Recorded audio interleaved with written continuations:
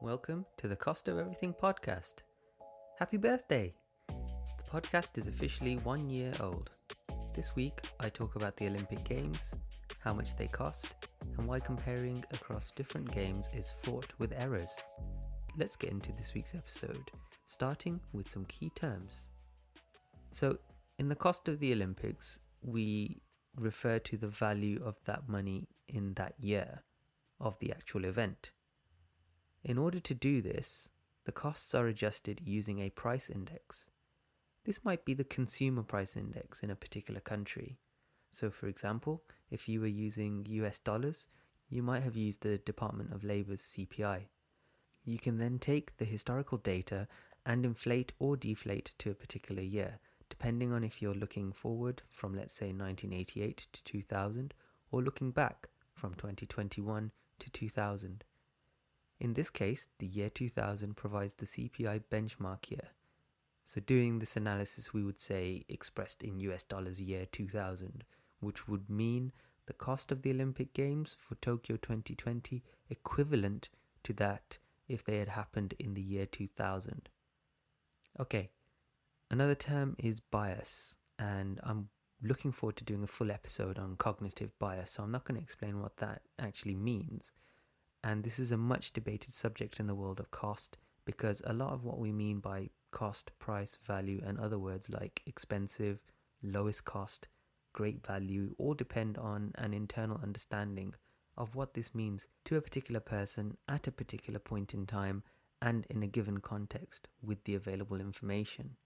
I've linked to a really nice graphic that is on the Visual Capitalist website illustrating how many types of cognitive bias we're exposed to. They narrow it down to about a dozen that are considered the most important, but there are 188 cognitive biases. I'm going to take a couple of examples here. The anchoring effect. This is like when a ship drops an anchor to hold themselves in place. Our minds fix on a particular piece of information or a number. Even when that number doesn't hold true anymore because we have better information, for example, things are more defined, like there's a complete design now. You might have 3 quotes for the price. Your mind still goes back to that point where on that back of a piece of paper you estimated the cost. There's another one that I like, which is the gambler's fallacy, which is your mind thinks that the future probability of something happening is changed by something that has happened in the past. That is one that is pertinent to this episode. So stick around and think where the gambler's fallacy might come into play. As I said before, there's a lot of research in this area, and I'll cover it in a future episode. One aspect of this is that even when we are aware of the biases we have, we don't really account for them properly. In fact, it could lead to another bias, a blind spot bias, where we believe we are less biased than others. Fundamentally, the question is about human rationality, and that is too big for a subsection of this episode. So the cost of the Olympic Games. The fanfare, the flag waving, the emotion of giving it your all, training for years for the one moment, that hair's width distance to becoming the greatest in the world, to stand atop of the podium as the crowd celebrates your talent, hard work, and determination. The medal representing the permanence of your achievement and the value you bring to inspiring a new generation of hopefuls. I love the Olympics and the fanfare composed by John Williams. But this is a podcast about cost, so let's talk about the cost of the Olympics.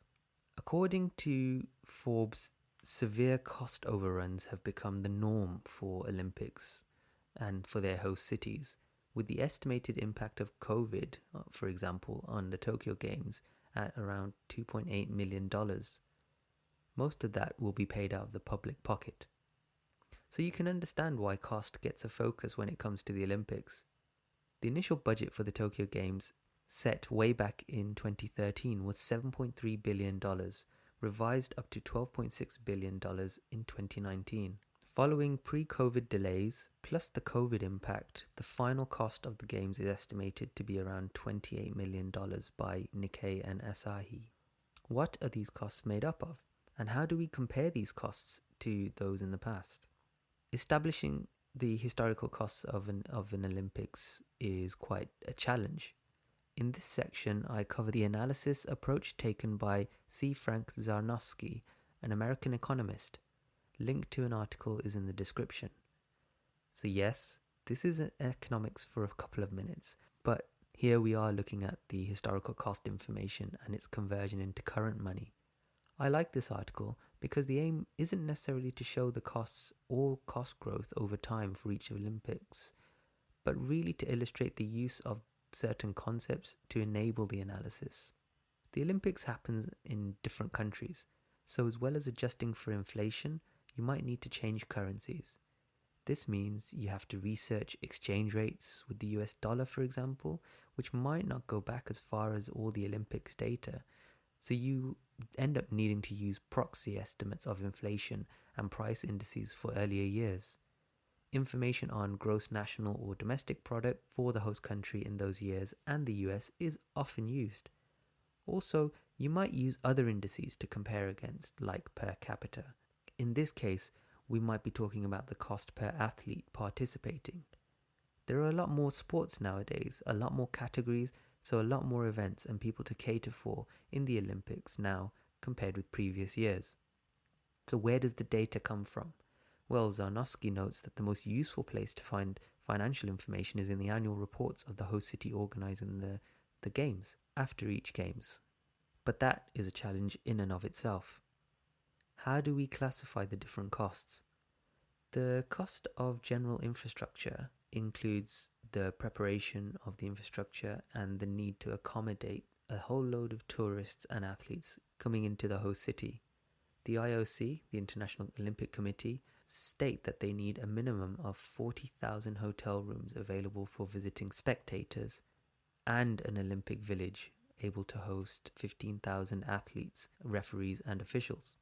You also need to consider the transportation to and from facilities, including transport for spectators out of the city and venue to venue. The host city also needs to invest in the sport-specific infrastructure, and you can imagine these range widely. So you have velodromes for cycling, you have the Olympic swimming pools for all the water activities, including all the track and field stuff and football, hockey, dressage. What about operating costs? So once you have all the infrastructure in place, you need to then operate it. This is usually quite a significant cost for the host to manage, organize and prepare, for example, the opening and closing ceremonies. And these have increased in recent years. Let's not forget how security costs have evolved over time. Now, this makes it all sound quite straightforward to categorize costs and then collect that data, but it's really difficult to obtain, and you have to categorize what is actually directly associated with the games and what was just investment for the city. So if the city had old stadium, but then replaced it with a new Olympic stadium, that would obviously be for the Olympics. But then what about later on if they leased or sold the stadium to a local football team for 20 to 30 years? Do you include those revenues in the equation as well? What about infrastructure? The city might have used the Olympic Games as a way of accelerating their existing plans to replace roads, buildings, utilities. And then there's the matter of who pays for it. So generally it's the host city supported by the country. That includes paying for bids years before. These come out of taxes, but sometimes there's some creativity involved. For example, the Turin Games, Winter Games in Italy, back in 2006, where in order to raise and cover any financial losses, the government created a lottery. What's included in the cost is not always clear.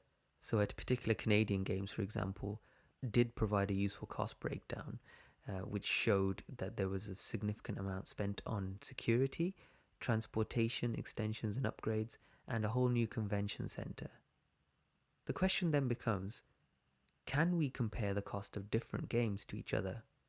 There are lots of articles out there about cost overruns across different games and the cost overruns of specific games. A prominent author on the subject is Bent Fluberg, an example of which is an article on the Oxford Said Business School website. I've linked to that in the description.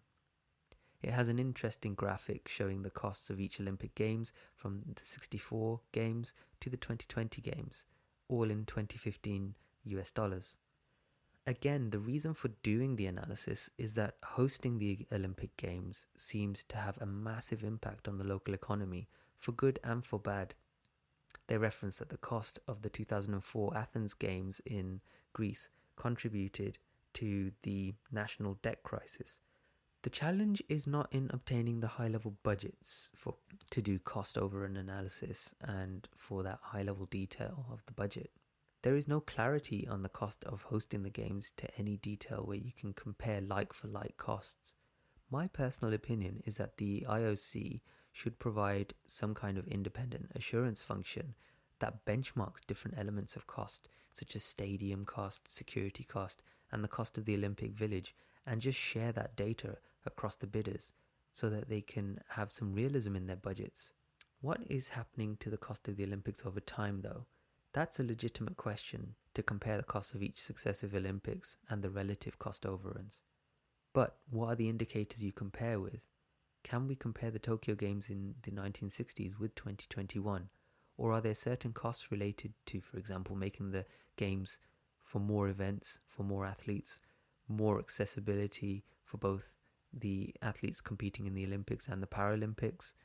You can compare recent games, but again, the direct costs are not easily broken down. Fluberg showed that after the London Games in 2012, the average cost overrun for all games prior to that, including London, were 156% in real terms.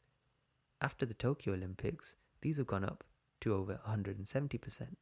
What I want to talk about now is just big competitions like the Olympics, like the FIFA World Cup. Will these be different in the future? Fluberg proposed some solutions to cost overruns in order to, quote, save future Olympic hosts from cost overruns, end quote. These relate to the understanding of real risks associated with hosting the games, which need to lead to more realistic contingencies, shorter delivery times, and the consideration of some kind of semi-permanent host for the games. There are a few other considerations they propose, so I suggest you read the article if you want more on that. But how do their solutions compare with the safeguarding of the value of the Olympic Games proposed by the International Olympic Committee in 2014? That's difficult to say. The IOC don't show any clear way of dealing with major cost elements of hosting a games. They have a concept in the report about the economics of the games, but it focuses on reducing the associated cost of the Olympics, and it didn't really go into how to reduce the cost directly, the big ticket items like stadiums. It was more about savings from bidding for the Olympics. It costs up to $35 million just to bid for the games, and it's potentially a useful document to help more nations apply for the games, but it doesn't do anything for the major cost items. Just to reference this, the IOC have produced a video on YouTube called Discover the Economics of the Olympic Games, which is well worth a watch. It's a bit too qualitative for me, given the vast information available to the IOC to produce something a bit more quantitatively. I love the Olympic Games, and I'm in awe of what the athletes do. Like I said, the fanfare is actually quite great. Might be cheesy to some. And seeing the different iconic locations makes it a great party for everyone. There's a lot of focus on the budget increases and the cost overruns that seem to accompany every single Olympics, and the reported legacy of many games where you have abandoned venues. Maybe the reason for hosting these games should really be presented, that they are a big party to showcase the city. Most of the world watches sport. They provide society with a source of inspiration, motivation, pride in their countrymen and women who have aspired to and achieved the best in the world. They are not a moneymaker in the direct sense. The narrative of the Olympics seems to be key. I didn't delve into the world of public approval of the games to host a country. Public trust, I imagine, is a huge deal if you're using taxpayers' money to do this. And when, for example, at the Nagano Winter Olympics, the full cost was unknown, primarily because the Nagano Olympic Bid Committee ordered that the accounting documents be burnt, public confidence is probably a bit suspect. Some questions that merit real consideration going forward include: how do you make the Olympics a special event? I am clearly in no position to say what sports should and should not be included in the Olympics, but trying to host every event possible takes away from the mystique of the Games. I think where sports already have a widely watched prominent global event, like the FIFA Football World Cup, it probably shouldn't be in the Olympics. Also, given that the Summer Olympics is based on the ancient Greek concept, except that in the modern games athletes get to wear clothes, should the Olympics be held in Athens permanently? Does this create a problem, or does it solve all the cost overrun problems of the Olympics? I'll leave you with this quote: "Everybody loves a party until the bill arrives." Rate and review the podcast, share it, get involved in the discussion thread on LinkedIn. Let me know if you enjoy the Olympics, or if you think your city would be willing to pay to host it. Thank you for listening, and have a great week.